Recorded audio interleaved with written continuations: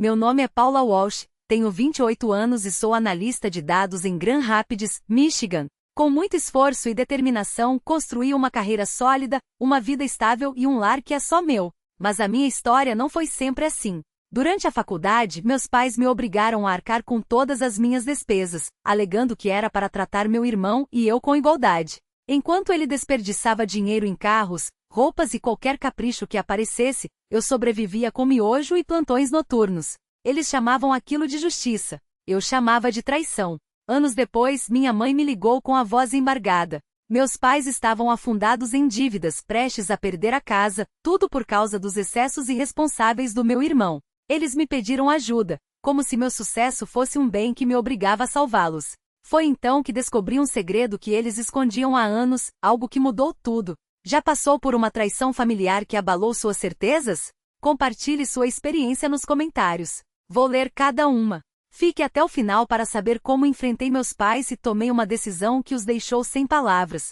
Crescer em um bairro tranquilo de Grand Rapids era, à primeira vista, uma vida comum de classe média. Meus pais, George e Barbara Walsh, criaram meu irmão Ryan, 2 anos mais velho, e eu em uma casa modesta de 3 quartos com um quintal acolhedor. Meu pai, engenheiro mecânico, chegava em casa contando histórias sobre consertar máquinas na fábrica, enquanto minha mãe, funcionária de um escritório de seguros, organizava nossa rotina com precisão. Até os 8 anos, me senti amada. Tínhamos jantares de domingo em família com risadas por causa das piadas ruins do meu pai e minha mãe servindo purê de batata extra no meu prato. Meu irmão e eu construíamos fortes na sala, roubando biscoitos do pote enquanto minha mãe fingia não ver. Aqueles momentos eram quentes, como se nada pudesse nos separar. Mas tudo mudou conforme crescíamos. Aos 11 anos, notei que Ryan começava a seguir modismos.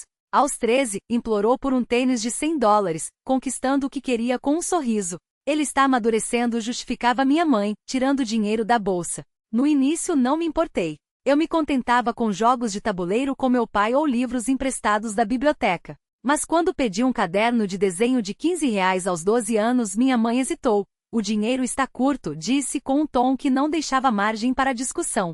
Assenti, achando que estávamos todos fazendo sacrifícios. Até ver ela comprar um celular novo de R$ 300 para Ryan, sendo que o dele tinha menos de 1 ano de uso. A diferença ficou cada vez mais clara.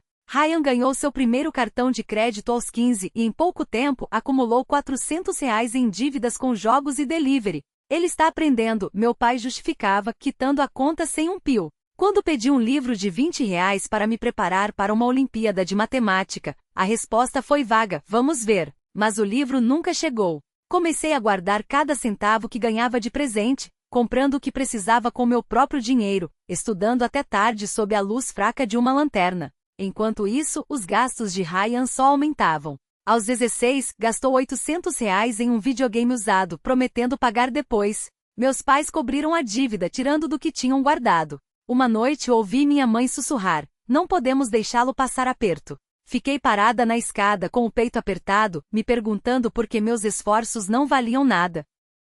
Aos 13, precisei de uma mochila nova, pois a minha estava caindo aos pedaços. "Use essa mesmo", meu pai disse seco. Na semana seguinte, ele pagou uma conta de R$ 500 do celular do Ryan. Remendei as alças da minha mochila com fita adesiva, sentindo a injustiça queimar meu rosto. Comecei a distribuir jornais antes do amanhecer, economizando cada real para comprar livros de programação e matemática. Aprendi sozinha o que não podia pagar para aprender. Ryan arrumou um emprego de verão em uma pizzaria, mas gastava todo o salário em shows e roupas. Meus pais chamavam isso de se encontrar. Eu calava, mas a dor da desigualdade doía cada vez mais. Porque seus erros eram perdoados, enquanto eu tinha que lutar por migalhas. Certa primavera, juntei R$ 250 para um acampamento científico. Mostrei o panfleto para minha mãe, tremendo de empolgação. "Este mês está difícil", ela disse, evitando meu olhar. Dias depois, comprou uma jaqueta de couro de R$ 400 para Ryan. Fechei-me no quarto, contei meu dinheiro e arrumei mais babás para conseguir pagar o acampamento. Fui a única lá que teve que bancar tudo sozinha, enquanto os outros tinham os pais pagando sem pestanejar. Foi então que entendi, o amor que antes parecia igual havia se inclinado para o lado do meu irmão, deixando-me sozinha para traçar meu próprio caminho. Aqueles anos me ensinaram a depender apenas de mim. Enquanto Ryan se apoiava nos meus pais, eu desenvolvi uma resiliência silenciosa. Minha mãe costumava dizer: amamos vocês dois do mesmo jeito. Mas na prática suas atitudes contavam uma história bem diferente. Essa discrepância sutil no começo plantou em mim uma determinação que só cresceu com o tempo. No ensino fundamental me apaixonei por números e padrões. Passava horas na biblioteca de Grand Rapids devorando livros de estatística, seguindo gráficos com os dedos. Aos 15, encontrei um curso online gratuito de análise de dados e fiquei acordada até tarde, debruçada sobre um notebook antigo, escrevendo meu primeiro programa. Era como montar um quebra-cabeça, cada linha de código se encaixando, cada desafio superado. Tirei notas máximas em matemática, ganhei uma competição local aos 16 e levei para casa R$ 50 de premiação e um troféu de plástico barato. Corri para casa, ansiosa para compartilhar a novidade, mas minha mãe estava ao telefone, distraída. Que legal, disse mal olhando para mim. Meu pai nem estava em casa. Enquanto isso, Ryan afundava cada vez mais. Aos 17, comprou um carro usado por R$ 3.000, convencendo meus pais de que era um bom negócio. Um mês depois, bateu e deixou uma conta de R$ 1.000 no concerto. Meu pai pagou, resmungando, mas sem hesitar. Ele precisa do carro para se locomover, justificou quando perguntei o motivo. Engoli em seco, olhando para o meu troféu abandonado na bancada da cozinha. As dívidas de Ryan não paravam. 500 em roupas, 200 em acessórios para o carro. Meus pais sacavam da poupança que sempre chamaram de dinheiro da família. Comecei a perceber que para eles família era sinônimo de Ryan. Segui em frente me matriculando em aulas avançadas de matemática e ciência da computação no ensino médio. Aprendi Python sozinha com tutoriais gratuitos, enquanto minhas amigas saíam para se divertir. Minha professora, a senhora Larson, notou meu empenho e me incentivou a mirar em universidades de ponta, como MIT ou Stanford. Aos 17, levei para casa um folheto de uma faculdade, com o coração acelerado de expectativa. Mostrei para minha mãe, explicando os programas e bolsas disponíveis. Isso parece caro, ela disse, indiferente. Insisti, falando sobre ajuda financeira. Ela balançou a cabeça. Precisamos ser justos com seu irmão. Justos. Ryan havia abandonado a faculdade comunitária depois de um semestre, gastando a mensalidade em festas. Tentei conversar com meu pai depois do jantar. Pai, quero estudar ciência de dados em uma boa universidade, disse, deslizando o folheto sobre a mesa. Ele suspirou, massageando as têmporas. Não podemos bancar um lugar caro assim. Seu irmão já nos custou o suficiente. Fiquei paralisada com o peito apertado. As despesas de Ryan eram auto-infligidas. Rodas novas para o carro, um notebook gamer de R$ 700 que mal usava. Eu havia me dedicado tanto, mas eles não enxergavam. Deixei o folheto sobre a mesa e saí. O folheto ficou abandonado sobre a mesa, intocado. Aquela rejeição doeu como um soco no estômago. Fechei a porta do meu quarto com as mãos trêmulas e abri o notebook, os dedos teclando com uma determinação que não condizia com o nó na garganta. Continuei estudando, mas a dor persistia, uma sombra que se arrastava atrás de cada equação resolvida, cada linha de código escrita. Aos 18, ganhei outro prêmio de matemática, desta vez com $100 de premiação. Nem me dei ao trabalho de contar aos meus pais. Eles estavam ocupados demais quitando a última dívida de Ryan, uma conta de R$ 400 em um bar, resultado de mais uma de suas noites épicas, em uma viagem de final de semana. A senhora Wilson, minha professora de cálculo, tornou-se minha maior aliada. Foi ela quem me ajudou a encontrar bolsas de estudo locais, quem revisou cada palavra dos meus ensaios de candidatura com uma caneta vermelha e um sorriso encorajador. Comecei a guardar cada centavo do meu salário como tutora particular, decidida a tornar meu sonho realidade sozinha. Aqueles anos me revelaram quem eu realmente era. Meu amor por dados não era apenas interesse, era uma necessidade, um refúgio. Cada noite em claro decifrando algoritmos, cada problema resolvido sem ajuda externa alimentava uma chama que ninguém podia apagar. A indiferença dos meus pais doía, mas também me ensinou uma lição cruel. Para eles, justiça significava salvar Ryan de suas próprias escolhas enquanto ignoravam minhas conquistas. Essa dor, por mais lacerante que fosse, tornou-se o alicerce de tudo que viria depois. O primeiro dia na Grand Valley State University foi uma mistura de esperança e exaustão.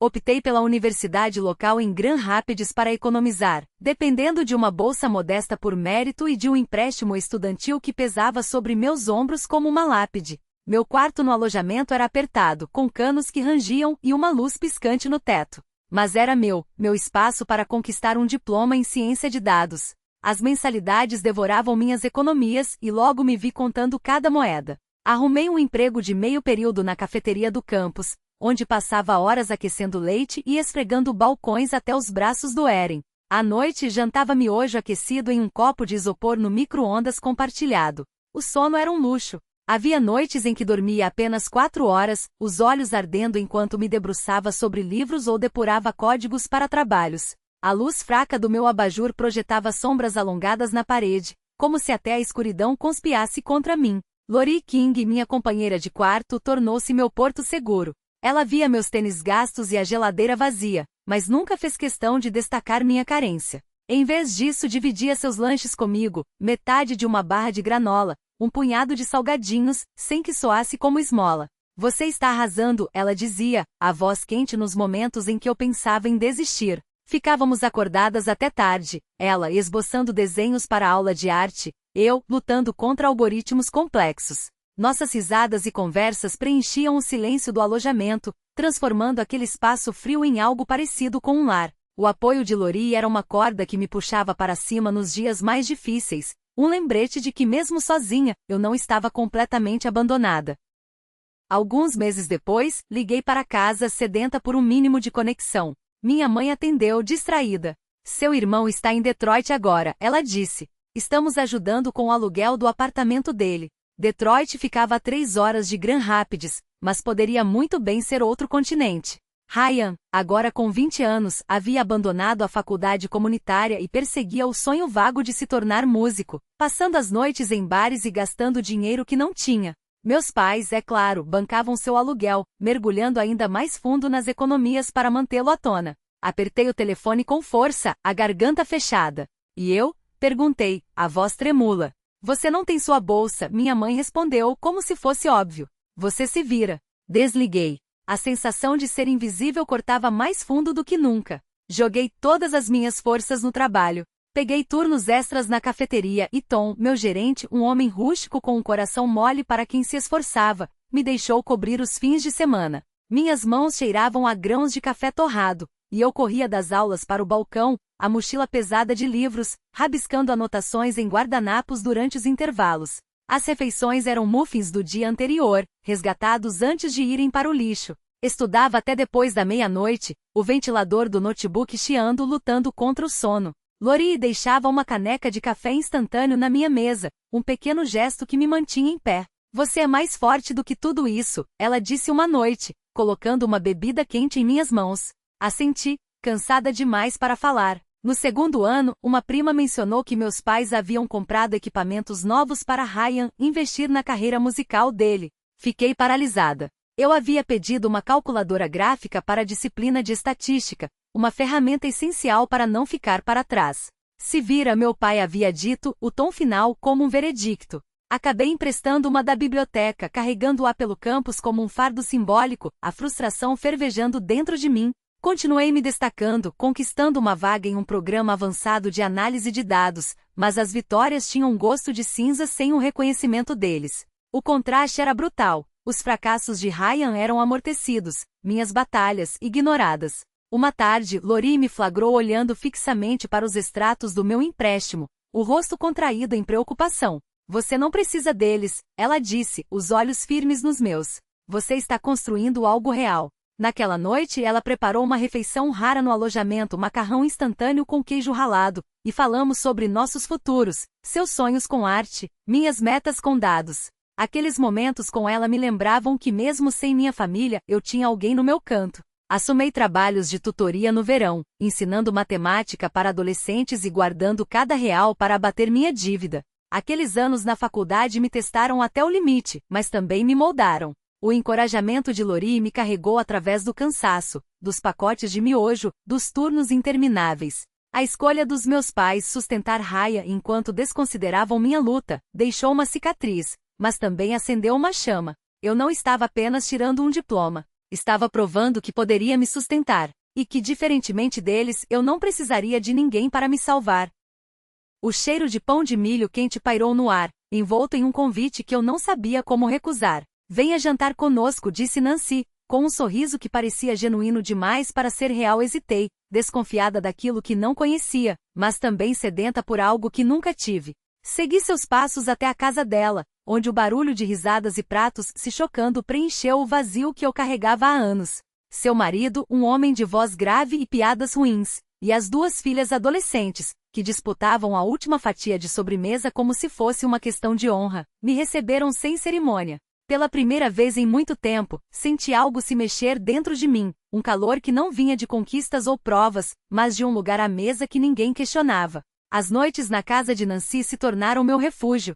Sua mesa sempre cheia, suas filhas brigando por doces, o marido contando trocadilhos que ninguém ria, mas todos ouviam com carinho. Eu levava tortas desajeitadas, às vezes queimadas nas bordas, e elas recebia com um "ficou perfeita porque você fez", como se meu esforço valesse mais que a técnica. Aqueles jantares me lembraram do que uma família poderia ser, preenchendo uma falta que eu nem sabia que ainda doía.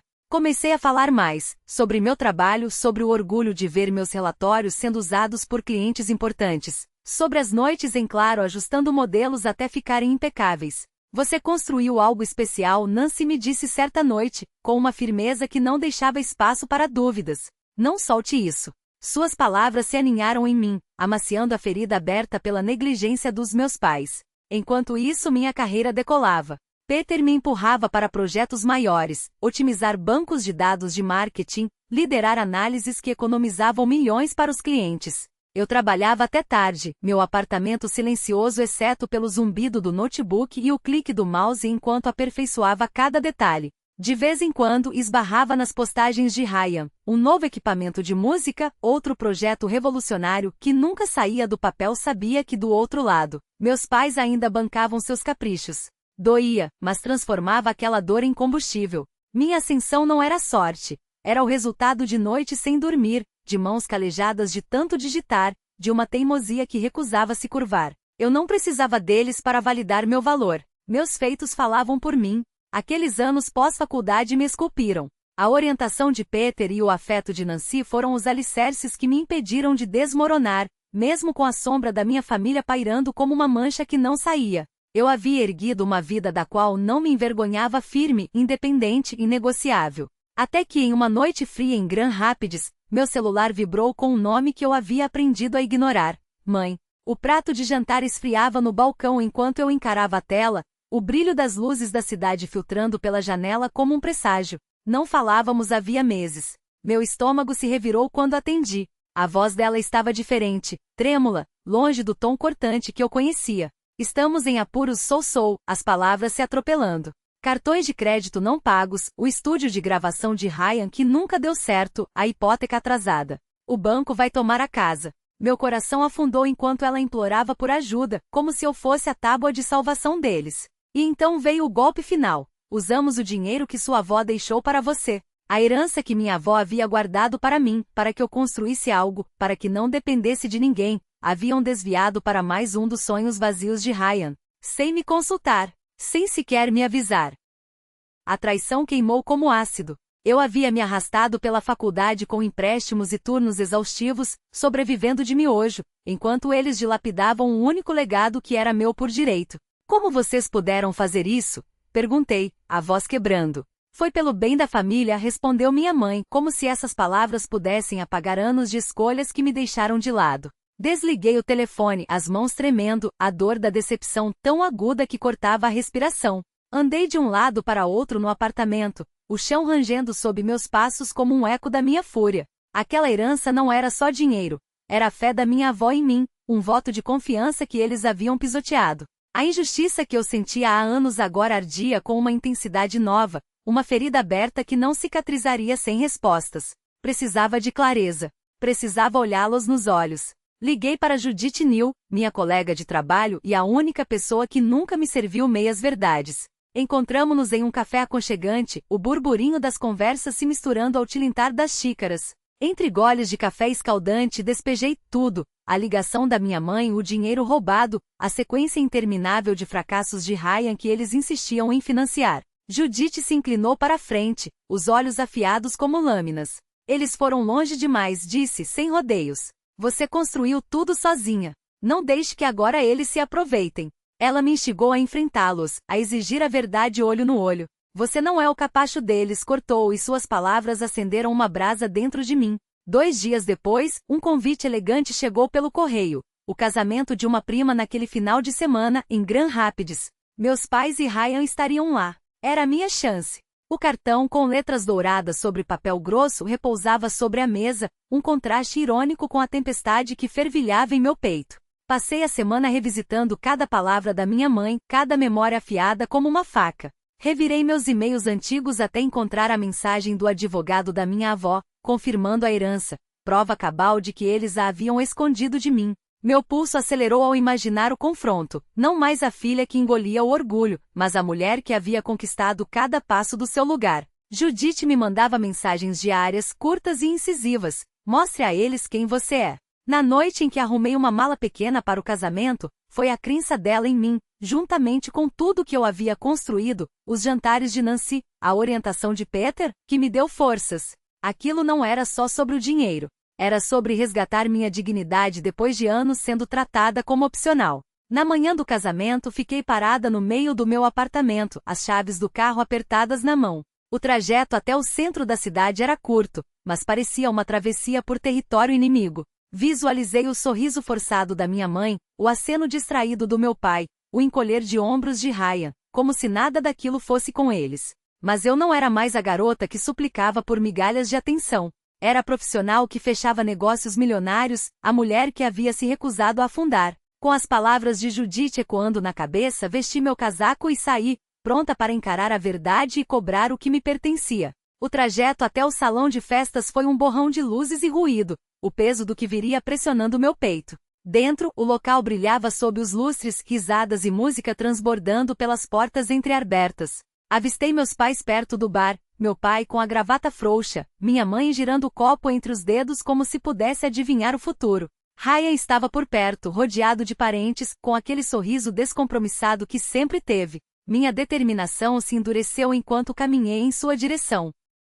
Os levei para um canto afastado, onde o barulho das taças se perdia no ar. Precisamos conversar, disse, a voz firme apesar do nó na garganta. E então desmontei tudo. Os anos de favoritismo, a herança da minha avó desviada para os caprichos de Ryan, a hipocrisia de uma família que só soube me ver quando precisava de algo. Vocês sempre escolheram ele. Sempre. Meus olhos não deixaram os deles. Admitam. Meu pai cerrou a mandíbula, a voz cortante. Você é muito sensível, Paula. Fizemos o que era melhor para todos. Minha mãe tentou suavizar, as mãos agitadas como pássaros presos. Não foi nossa intenção machucá-la, mas suas palavras soavam ocas, desprovidas de qualquer remorso real. Ryan, pela primeira vez, pareceu desconfortável. Eu sei que recebi mais ajuda, admitiu, olhando de relance para os pais. Mas não fui eu quem decidiu isso. Sua honestidade me surpreendeu, mas não mudava nada. As escolhas deles eram deles, e eu não seria mais cúmplice desse jogo. Respirei fundo, a voz inabalável. Não vou salvar vocês. E não vou mais fingir que isso não me destruiu. As palavras pairaram entre nós, pesadas como uma sentença. Quando me virei para sair, não olhei para trás.